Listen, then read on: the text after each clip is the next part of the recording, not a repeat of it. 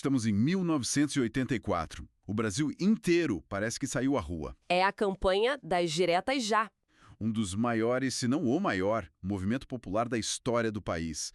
As imagens são incríveis. Milhões de pessoas, de verde e amarelo, pedindo uma coisa que parecia simples. O direito de votar para presidente depois de 21 anos de regime militar. A esperança era palpável. Só que, em abril, vem o balde de água fria. O Congresso Nacional rejeita a emenda. E agora? O que acontece quando a maior mobilização popular em décadas não atinge seu objetivo principal? Pois é. A nossa análise hoje mergulha exatamente nesse momento. Com base em artigos de notícias da época, análises históricas, trabalhos acadêmicos, vamos tentar desvendar como o Brasil, a partir dessa frustração, navegou uma transição, tortuosa. Uma transição que termina com um presidente eleito, indiretamente, uma morte que para o país. E a posse de um vice que, ironicamente, vinha do partido de apoio ao regime. E o que é fascinante nas fontes é perceber que isso não foi um simples acordo de cúpula. Não mesmo. Foi uma batalha, na verdade, em duas frentes. Uma, claro, nos corredores do poder em Brasília, cheia de articulações e alianças improváveis. E a outra? A outra continua nas ruas. A opinião pública funcionou como uma espada sobre a cabeça dos políticos. Vamos ver como essa transição negociada e cheia de contradições moldou a democracia que temos hoje. Certo, então, o sonho das eleições diretas morre no Congresso. A frustração é gigantesca, mas o jogo político, claro, não para. Não para nunca. A escolha do próximo presidente civil seria feita por um colégio eleitoral, uma arena controlada, composta por deputados e senadores. E aí tínhamos dois lados claros. De um lado, Paulo Maluf, do PDS, o partido do governo. Do outro, Tancredo Neves, então governador de Minas, pelo PMDB, o grande partido da oposição. E aqui é crucial entender a matemática do poder, que parecia selar o destino da eleição. Parecia, né? Sim, porque o PDS, o partido do governo, tinha no papel uma maioria bem confortável no colégio eleitoral. Eram 356 votos contra 330 de toda a oposição somada. Em teoria, a vitória governista era certa. Uma conclusão inevitável.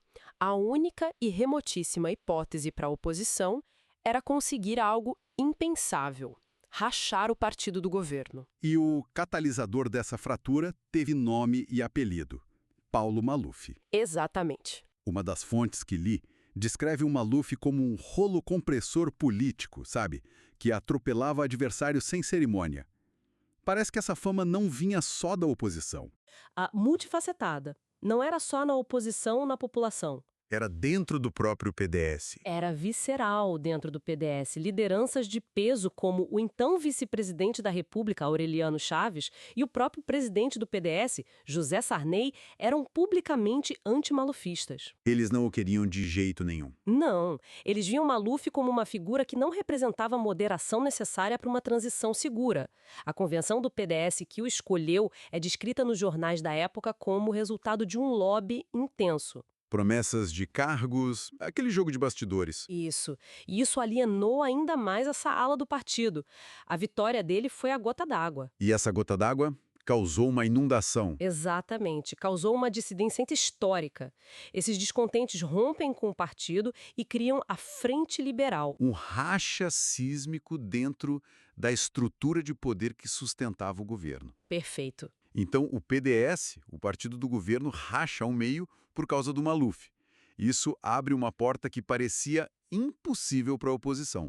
E as fontes deixam claro que Tancredo Neves não apenas passou por essa porta. Ele arrombou com uma estratégia brilhante. É verdade. Tancredo, que as fontes descrevem como um mestre da conciliação, um político moderado, experiente, ele adota uma estratégia de duas frentes que é impressionante. Qual foi a primeira? A primeira foi o Pacto de Elites, a costura política de alto nível. A recém-criada Frente Liberal, com Sarney e Aureliano Chaves à cabeça, une-se ao PMDB de Tancredo. Nasce aí a Aliança Democrática. E a escolha de José Sarney como vice na chapa foi um movimento de mestre, não foi? Foi, mas uma análise acadêmica que temos aqui argumenta que foi mais do que só pragmatismo. Ah, é? Sim, claro. Sarney conhecia o PDS por dentro, podia trazer os votos dissidentes que eram essenciais. Mas a escolha dele foi também um sinal poderoso para os militares. Um sinal de que não haveria caça às bruxas. Exatamente. Trazer o Sarney, um homem do sistema, para o centro do poder era uma garantia de que não haveria revanchismo, um termo que aparece o tempo todo nesses documentos. Era a promessa de uma transição lenta, gradual e segura. Como os próprios militares queriam. Isso mesmo. É fascinante. Por um lado, Tancredo está nos bastidores, fazendo a mais alta costura política com adversários históricos. Por outro, Ele está nos palanques. reavivando a chama das diretas já. Uma fonte até usa a expressão jogar para duas torcidas. Como ele conseguiu manter esse equilíbrio? Esse é o segundo pilar da estratégia e o que deu legitimidade popular a um processo que corria o risco de parecer só um arranjo de gabinete. Da época, afirmam que sim. O objetivo era claríssimo: usar a força das ruas para pressionar os membros do colégio eleitoral.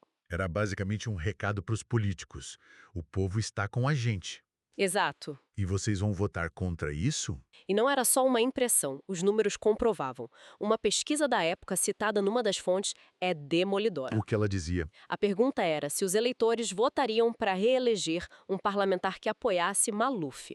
A resposta: 54,7% disseram que não. Mais da metade. Em contrapartida, quando a pergunta era sobre quem votasse em Tancredo, 73,4% disseram que reelegeriam esse parlamentar. Uau!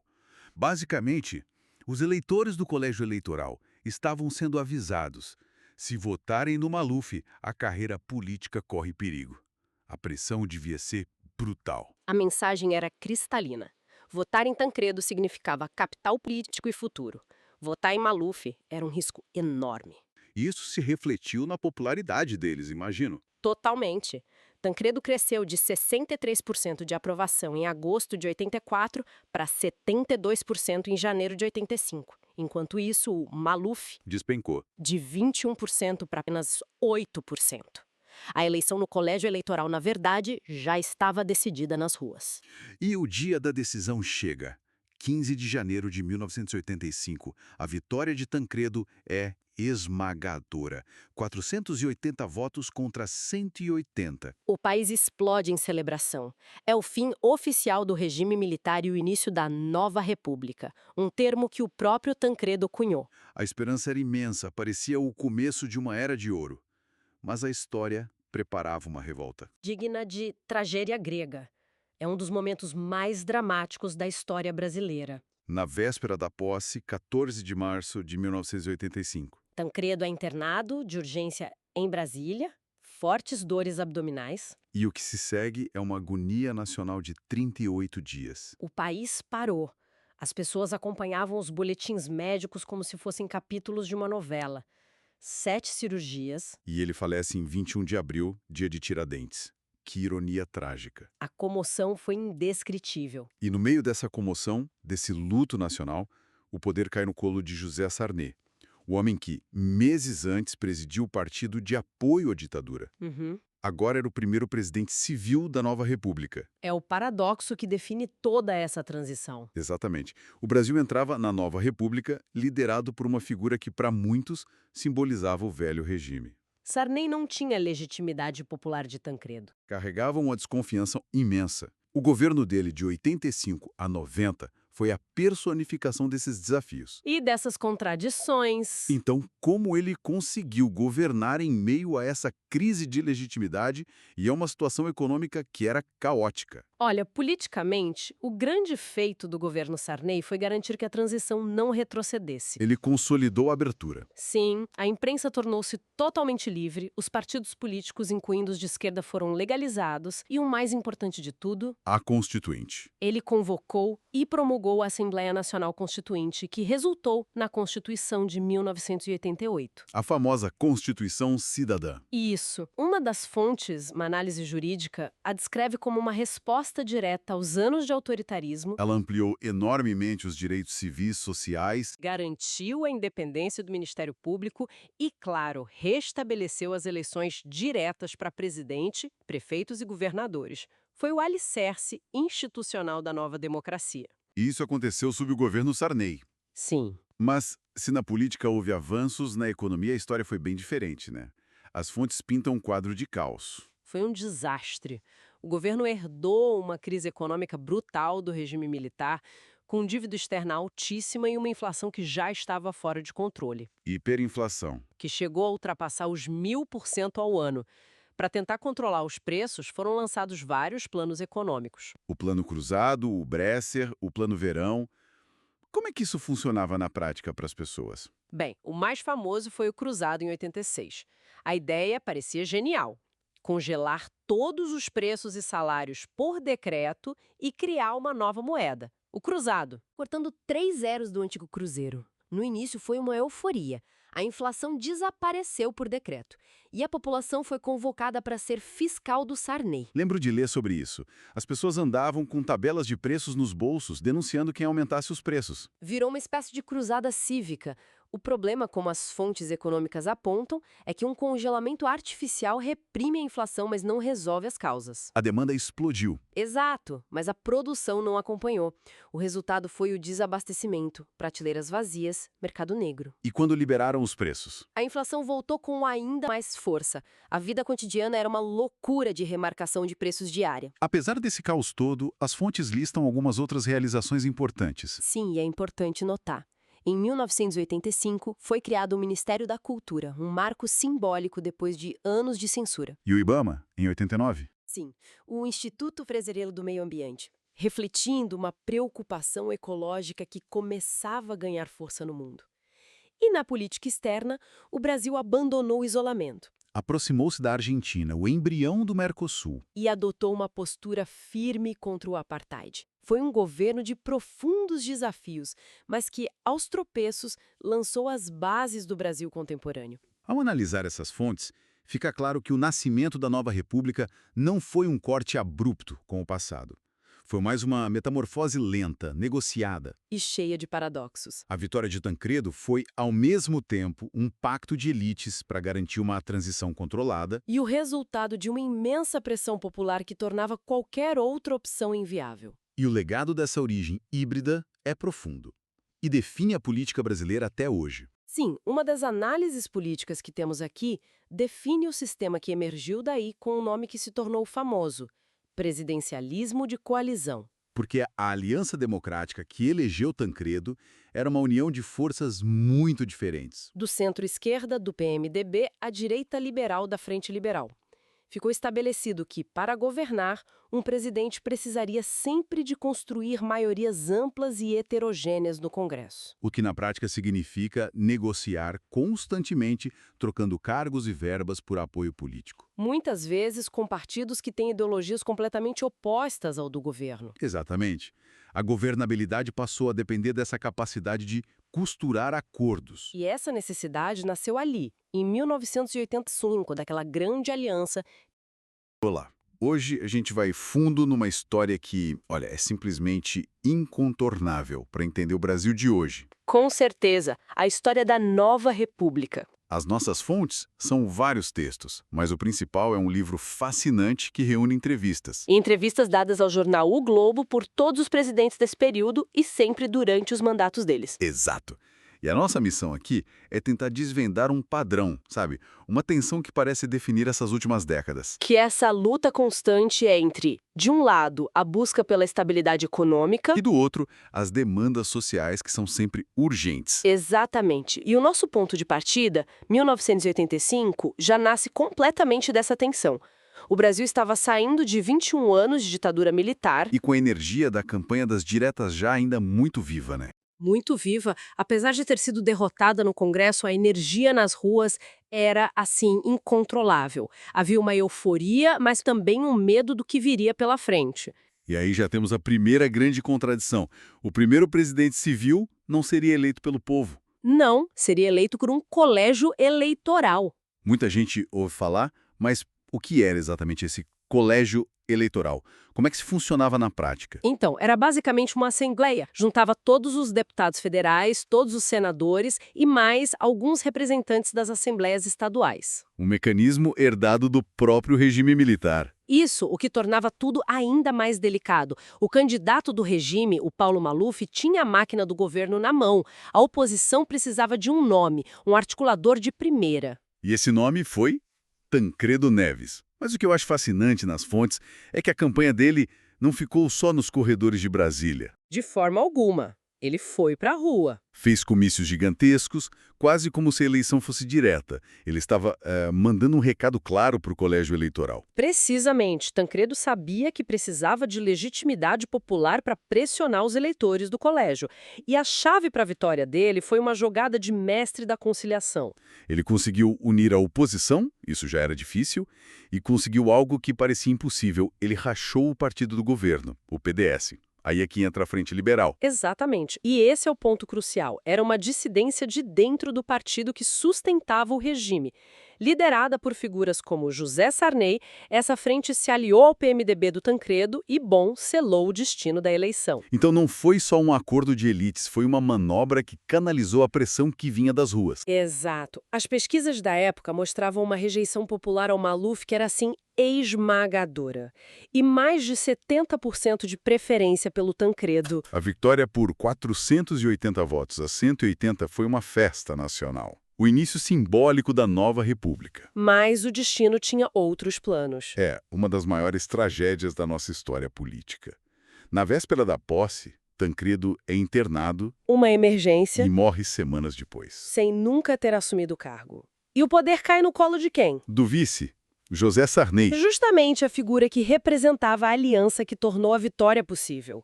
Um político que veio da Frente Liberal, ou seja, do partido do antigo regime. Que ironia. Uma ironia trágica.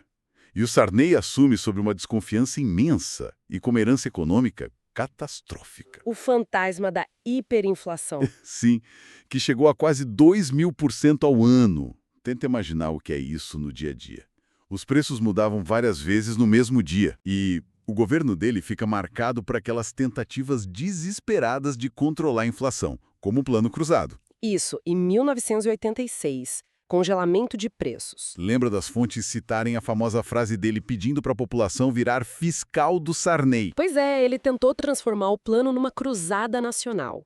Numa entrevista da época, ele defendia o plano com unhas e dentes. Dizendo que melhorou a vida dos brasileiros e culpava a ganância, a especulação, pelo fracasso que veio depois. A frase dele é fortíssima. O ágio é um crime contra a economia popular.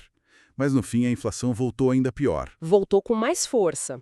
O grande legado institucional do governo Sarney acabou sendo o outro, A Constituição de 1988, a Constituição Cidadã. que finalmente garantiu eleições diretas para presidente. E a primeira, em 89, elege um candidato jovem com discurso moderno anticorrupção. Fernando Collor de Mello, o caçador de Marajás. Promessa de um novo Brasil. Mas o governo já começa com uma das medidas econômicas mais traumáticas da nossa história. O confisco da poupança. Uma medida radical para tentar, de novo, matar a inflação, mas que abalou a confiança de milhões de brasileiros. E a ironia, mais uma vez, o caçador de Marajás vê o governo dele mergulhar num escândalo de corrupção gigantesco. Centrado na figura do tesoureiro dele, o PC Farias. É impressionante pensar que na primeira eleição direta em quase 30 anos, o presidente eleito cai por corrupção em menos de 3. Isso diz muito sobre a fragilidade daquela nova democracia, não é? Sem dúvida. E o que derrubou o Collor não foi só o esquema em si, mas a resposta da sociedade, o movimento dos caras pintadas. Milhares de jovens nas ruas. Foi decisivo. Foi. Collor até tentou se defender. Numa entrevista de 91, quando acusaram de favorecer o estado dele, ele rebateu com fúria. Tal da República de Alagoas. Exato. Ele disse: "Isso é um preconceito que eu tenho que repelir, mais uma vez, de uma forma veemente." Mas já era tarde. Ele renunciou para tentar evitar o impeachment, mas foi caçado mesmo assim. E com a queda do caçador de Marajás, o Brasil se vê com um vice que ninguém esperava no poder. Itamar Franco. A sensação era de um governo provisório, um acidente de percurso. Um governo apelidado de República do Pão de Queijo. Totalmente. Visto com desdém. Mas é aqui que a história dá uma das suas revolta-voltas mais espetaculares. Itamar, com aquele estilo discreto, imprevisível, Faz a aposta da vida dele. Nomeia Fernando Henrique Cardoso para o Ministério da Fazenda e dá carta branca para ele. para montar uma equipe e criar um plano que, desta vez, funcionasse. O plano real. O plano que finalmente derrotou a hiperinflação. E E foi uma obra de engenharia complexa, né? Complexíssima. Engenharia econômica e política. A equipe do FHC criou uma moeda virtual, a URV, para desindexar a economia antes de lançar o real. Uma transição gradual que deu certo. E a personalidade do Itamar foi crucial. Ele blindou a equipe econômica de todas as pressões políticas. Ele respondia às críticas de que o governo era fraco de uma forma genial. A frase dele, numa entrevista de 94, é ótima. Ele dizia: "Qual a fragilidade? A nossa fragilidade está em sermos democratas." E desafiava: será que só os poderosos podem governar o país? O sucesso do Plano Real foi tão, mas tão avassalador que elegeu seu pai, o FHC, de forma esmagadora em 94. Sim. Mas essa dependência de um único plano econômico não criou um risco para o governo dele logo de cara? Ele ficou meio refém do próprio sucesso. Essa é uma ótima pergunta. E a resposta é sim, de certa forma. O primeiro mandato do FHC foi todo focado em consolidar a estabilidade. O que incluiu privatizações e juros altos. Exatamente. E também foi o período em que se criaram as bases de programas como o Bolsa Escola. Mas o segundo mandato? Foi muito mais difícil. Muito. Vieram as crises internacionais da Ásia, da Rússia, e em 99 o Brasil teve que desvalorizar o real. Lembro da fonte que cita a justificativa dele para um acordo com o FMI, que era algo extremamente impopular. Sim, ele foi muito pragmático. A frase dele na entrevista de 99 é direta. O que ele disse? Todo mundo fala mal do FMI, mas ele é necessário. O FMI é o avalista do capitalismo financeiro internacional. Era o acadêmico explicando a dura realidade. E teve também a controversa emenda da reeleição. Isso, aprovada no governo dele e que permitiu que ele próprio se candidatasse e vencesse em 98. Uma mudança que redefiniu o jogo político brasileiro para sempre. E depois de 8 anos de FHC, com a estabilidade consolidada, mas com um desgaste social, o Brasil elege, na 4ª tentativa, Luiz Inácio Lula da Silva, em 2002. uma virada sísmica. O medo que o mercado financeiro tinha dele era palpável. Era pânico. E a resposta do Lula foi outro movimento político brilhante. A Carta ao Povo Brasileiro. Exato. Nela, ele, o ex-sindicalista, prometia respeitar os contratos e manter os fundamentos econômicos do governo anterior. Ele acalmou o mercado para poder governar. E os 2 mandatos dele, de 2003 a 2011, foram uma combinação de sorte e competência, né? Sorte pelo boom das commodities, que impulsionou a economia. E competência na gestão. Exatamente, competência na gestão política e social. É aí que entra a questão do Bolsa Família. Que não foi criado do zero. Não, e as fontes mostram isso bem. A genialidade política foi unificar programas sociais que já existiam, que estavam fragmentados no governo FHC, dar um nome poderoso e uma escala massiva. Ele transformou uma política social numa marca de governo. E num pilar da sua imensa popularidade. Mas o governo Lula também foi palco do escândalo do Mensalão, que atingiu o núcleo do poder. Foi a maior crise do governo dele, sem dúvida. Abalou a imagem de ética do partido. Apesar disso, ele foi reeleito e terminou o segundo mandato com uma popularidade recorde. Sim, e as entrevistas da época captam bem as contradições dele. Em 2004, ele desabafava sobre a burocracia, dizendo: "A impressão que tenho é que o Estado brasileiro foi regulamentado para não funcionar." E em 2007 ele foi categórico sobre um terceiro mandato. Acredito na alternância de poder. Essa popularidade gigantesca permitiu eleger a sucessora dele, Dilma Rousseff, a primeira mulher presidente do Brasil. O primeiro mandato dela parece ter continuado, em parte, o caminho do Lula. Mas Algo mudou radicalmente no ar. as manifestações de junho de 2013. Esse foi o ponto de viragem que ninguém previu. Começou com um protesto contra o aumento da passagem de autocarro. E virou uma explosão de insatisfação nacional. Uma insatisfação difusa que abalou todo o sistema político. Nem governo, nem oposição, nem a imprensa souberam ler o que estava acontecendo ali. E depois de uma reeleição muito apertada em 2014, o cenário desmorona por completo. Crise econômica, a Operação Lava Jato a todo vapor. E uma crise política que culminou no impeachment em 2016. O motivo oficial foram as chamadas pedaladas fiscais. É bom explicar o que era isso. Na prática, o governo atrasava o repasse de dinheiro para bancos públicos que pagavam benefícios sociais. Com isso, os bancos usavam seus próprios fundos, o que funcionava como empréstimo do banco ao governo. A oposição argumentou que isso era ilegal. E configurava crime de responsabilidade. Exato. E a defesa da Dilma era que a democracia estava em risco. Numa entrevista de 2014, ela disse algo que hoje soa profético. O que foi? Eu não acho que a democracia possa prescindir de partidos. Toda vez que isso aconteceu, nós caímos na mais negra ditadura. Com a queda de Dilma, assume o vice, Michel Temer. Um governo curto, impopular, mas que promoveu reformas econômicas profundas. Sim, foi um governo paradoxal, com aprovação baixíssima e denúncias graves de corrupção, conseguiu aprovar no Congresso a mais polêmica das reformas, o teto de gastos. Que congelava o crescimento das despesas do governo por 20 anos. Isso, corrigindo apenas pela inflação. Temer tentava projetar uma imagem de autoridade. Logo depois de ser efetivado, ele disse numa entrevista: "Olha, vou ser mais presidente da República." E aí chegamos ao ponto de ebulição. Essa tempestade de crise econômica, corrupção e polarização. Leva à eleição de Jair Bolsonaro em 2018. Um candidato que se vendia como a negação de todo esse sistema político. Exatamente. O governo Bolsonaro representa a consequência dessa ruptura. Foi marcado por um confronto permanente, pela gestão controversa da pandemia e por uma agenda conservadora. E o estilo pessoal dele era um ponto central. Era um método. Numa conversa em 2019, ele resumiu a filosofia dele de forma muito clara. Disse: "Sou assim mesmo. Não tem estratégia. Se eu estivesse preocupado com 2022, não dava essas declarações." Este percurso que a gente traçou é de tirar o fôlego. Deixa claro como o Brasil é uma democracia jovem e incrivelmente turbulenta. Da esperança da redemocratização, passamos pela agonia da inflação, pela euforia da estabilidade, por avanços sociais. Escândalos, impeachment e, por fim, uma fratura social que parece mais profunda do que nunca. E aquele fio condutor que a gente mencionou no início, a tensão entre economia e sociedade, está presente em todos os momentos. Sarney com o cruzado, Collor com o confisco, FHC com o real, Lula com o Bolsa Família, Dilma caindo por questões fiscais, Temer com o teto de gastos. é uma constante.